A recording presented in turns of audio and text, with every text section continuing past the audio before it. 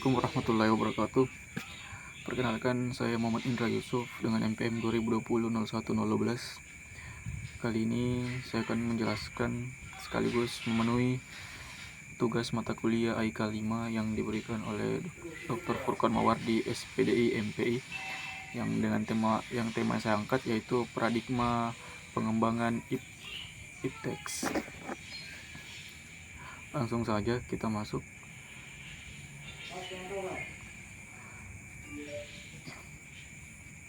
Yang pertama, pengertian paradigma, cara pandang seseorang terhadap dirinya dan lingkungan yang akan mempengaruhinya dalam berpikir atau kognitif, bersikap atau afektif, dan bertingkah laku. Paradigma juga dapat berarti seperangkat asumsi, konsep, nilai, dan praktik yang diterapkan dan memandang realitas dalam sebuah komunitas yang sama. Selanjutnya, namun secara etimologi, paradigma berarti model teori ilmu pengetahuan atau kerangka berpikir. Pengertian iptek atau ilmu pengetahuan dan teknologi. Yang pertama, ilmu dalam bahasa Arab berarti memahami, dalam bahasa yaitu kejelasan. Teknologi adalah pengetahuan dan keterampilan yang merupakan penerapan ilmu pengetahuan dalam kehidupan manusia sehari-hari. Yang ketiga, iptek, suatu cara menerapkan kemampuan teknik yang berlandaskan ilmu pengetahuan dan berdasarkan proses teknis tertentu untuk memanfaatkan alam bagi kesejahteraan dan terpenuhinya suatu tujuan. Iptek, ada iptek silakan dikembangkan, namun ada rambu-rambu yang tidak boleh dilanggar, yaitu yang pertama, pengembangan iptek harus berujung pada bertambah kuatnya keyakinan akan keberadaan Allah Subhanahu wa taala, keesaan dan kekuasaannya yang pada gilirannya akan meningkatkan ketakwaan kepada Allah Subhanahu wa taala. Kedua, pengembangan iptek harus mengarah pada kemaslahatan umum manusia sebagai makhluk sosial, makhluk individual, dan sebagai makhluk beragama. Perintah mempelajari iptek ada beberapa bagian. Yang pertama itu manusia diperintahkan untuk menggunakan akal dan pikiran dengan membaca, belajar, dan meneliti alam semesta. Kedua, manusia dijadikan khalifah di muka bumi, dibuktikan dengan Allah Subhanahu wa taala memilih Nabi Adam sebagai pemimpin dibandingkan makhluk yang lain. Ketiga, manusia memiliki ilmu pengetahuan yang dapat memperkuat iman untuk menjadikan dirinya memiliki derajat tinggi dunia maupun akhirat. Terakhir, manusia diperintahkan menjadi profesional terhadap bidang ilmu yang dimilikinya. Iptek dalam Al-Quran surat Al-Haq ayat 1-5, Tuhan telah mengisyaratkan agar manusia mau belajar menguasai ilmu pengetahuan. Perintah Tuhan ini dalam firman-Nya berbunyi, bacalah dengan menyebut nama Tuhanmu yang telah menciptakan. Dia menciptakan manusia dari segumpal darah. Bacalah Tuhanmu lah yang maha pemurah, yang mengajari manusia dengan perantara kalam. Dia mengajari manusia apa yang belum diketahuinya. Dalam ayat-ayat tersebut dijelaskan bahwa Tuhan memberi suatu ilmu kepada manusia yang tidak diberikannya kepada malaikat.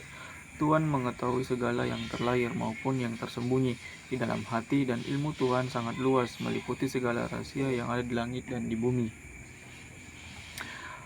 Peranan Islam dalam perkembangan iptek. Berkaitan dengan perang agama Islam, yang pertama adalah Islam sebagai dasar ilmu pengetahuan dan teknologi. Inilah perang pertama yang dimainkan Islam dalam ilmu pengetahuan dan teknologi, yaitu akidah Islam harus dijadikan basis segala konsep dan aplikasi ilmu pengetahuan dan teknologi. Inilah paradigma Islam sebagaimana yang telah dibawa oleh Rasulullah SAW. Namun di sini perlu dipahami dengan seksama bahwa ketika akidah Islam dijadikan landasan iptek, bukan berarti konsep-konsep iptek harus bersumber dari Al-Quran dan Hadis, tapi maksudnya adalah konsep iptek harus distandarisasi benar salahnya dengan tolak ukur Al-Quran dan Al-Hadis dan tidak boleh bertentangan dengan keduanya. Maksud dari menjadikan akidah Islam sebagai landasan ilmu pengetahuan dan teknologi bukanlah bahwa konsep ilmu pengetahuan dan teknologi wajib bersumber pada Al-Quran dan Al-Hadis, tapi yang dimaksud bahwa ilmu pengetahuan dan teknologi wajib berstandar pada Al-Quran dan Al-Hadis. Ringkasnya, Al-Quran dan Al-Hadis adalah sumber ilmu pengetahuan dan teknologi dan bukannya sumber ilmu pengetahuan dan teknologi. Artinya, apapun yang dikembangkan harus sesuai dengan Al-Quran dan Al-Hadis. Peran kedua agama Islam dalam perkembangan ilmu pengetahuan dan teknologi adalah bahwa syariah Islam harus dijadikan standar pemanfaatan ilmu pengetahuan dan teknologi. Ketentuan halal haram, hukum-hukum syariah Islam wajib dijadikan tolak ukur untuk pemanfaatan ilmu pengetahuan dan teknologi. Bagaimanapun juga bentuknya, ilmu pengetahuan dan teknologi yang boleh dimanfaatkan adalah yang telah dihalalkan oleh syariah Islam. Sedangkan iptek yang tidak boleh dimanfaatkan adalah yang telah diharamkan syariat Islam. Keharusan tolak ukur syariah ini didasarkan pada banyak ayat dan juga hadis yang mewajibkan umat Islam menyesuaikan perbuatannya, termasuk menggunakan iptek dengan ketentuan hukum Allah dan Rasul-Nya. Melihat pembahasan di atas, dapat diperoleh informasi bahwa agama, terutama dalam hal ini Islam, memiliki pandangan sendiri dalam menyikapi perkembangan ilmu pengetahuan dan teknologi.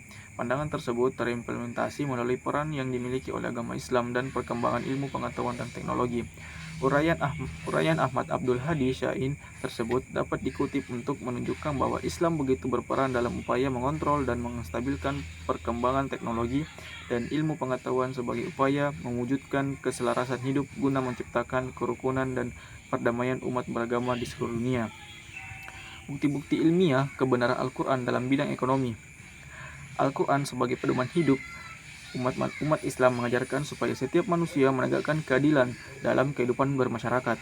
Setiap tuntutan agar orang-orang kaya memberikan suatu yang dimilikinya kepada orang-orang miskin sesuai dengan kadar yang telah ditentukan, sebagaimana yang difirmankan oleh Allah Subhanahu wa taala dalam surat Al-Hasyr tentang kewajiban muslim untuk melakukan pemerataan ekonomi.